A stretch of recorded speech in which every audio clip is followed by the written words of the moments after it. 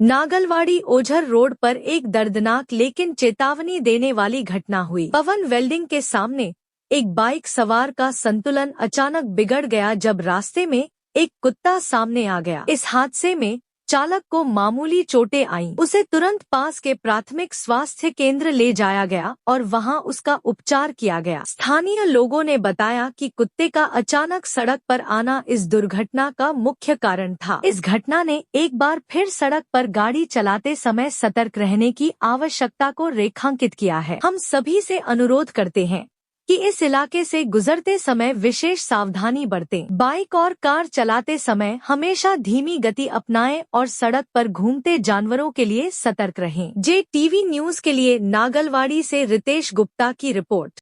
JTV news से जुड़े रहने के लिए हमारी खबरों को लाइक और शेयर करें, हमारे चैनल को सब्सक्राइब करें और अपडेट रहे हर छोटी बड़ी खबरों से।